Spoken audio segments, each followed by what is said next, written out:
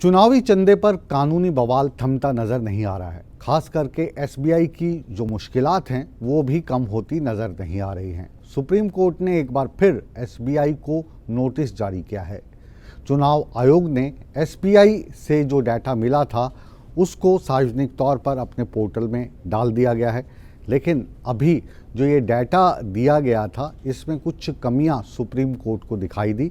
यानी इसमें जिस कंपनी ने बॉन्ड खरीदे उसका नाम था, जिन्होंने इन बॉन्ड को बनाया उन पॉलिटिकल पार्टीज़ का नाम था, लेकिन इस बॉन्ड के ऊपर कोई भी क्रमांक यानी सीरियल नंबर या आइडेंटिफिकेशन नंबर नहीं था।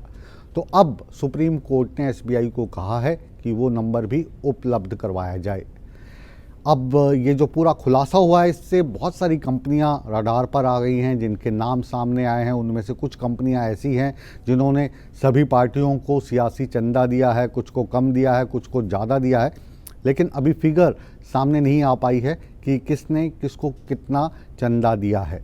वो क्रमांक आने के बाद साफ हो पाएंगी।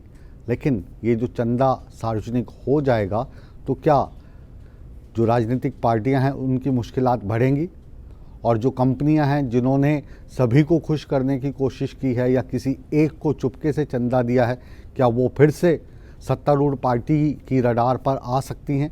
ये जो सारे सवालात हैं ये हमारे जहन में हैं और अब सोमवार को इस पर सुनवाई होगी। लेकिन पूरा माजरा क्या है एक बार आपको हम डिटेल में समझाते हैं।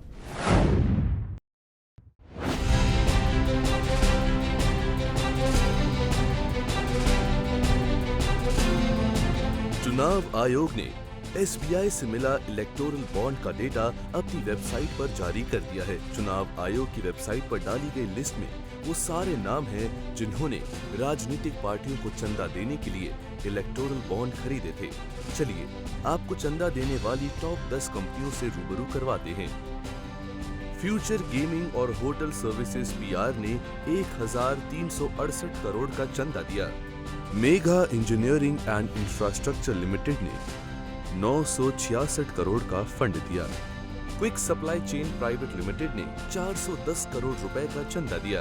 वेदांता लिमिटेड ने 400 करोड़, हल्दिया एनर्जी लिमिटेड ने 377 करोड़, भारती ग्रुप ने 247 crore, SL mining and industries limited ने 224 crore, western UP power transmission company limited ने 220 crore, Keventer food park infra limited ने 194 करोड़, तो वहीं मदन लाल लिमिटेड ने 185 करोड़ का चंदा दिया।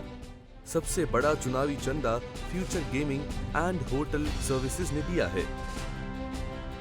ये कंपनी सिक्किम, नागालैंड और पश्चिम बंगाल समेत पूरे देश में लॉटरी के टिकट बेचती है। इसे लॉटरी किंग मार्टिन सेंटियागो चलाते हैं। कंपनी ने बॉन्ड के जरिए करीब 1368 करोड़ रुपए दिए हैं। कंपनी ने साल 2019 से 2024 के बीच ये बॉन्ड खरीदे हैं। मई 2023 में कंपनी के कोयम्बटूर और चेन्नई के ठिकानों पर रेड भी हुई थी।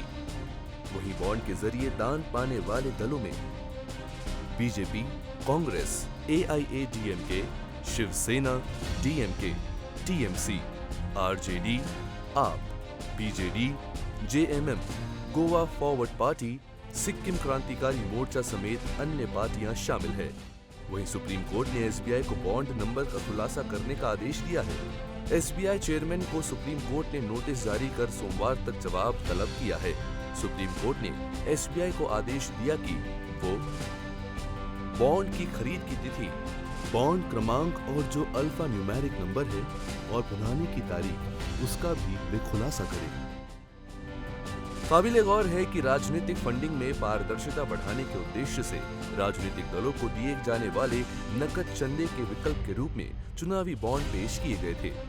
चुनावी बॉन्ड की पहली बिक्री मार्च 2018 में हुई थी।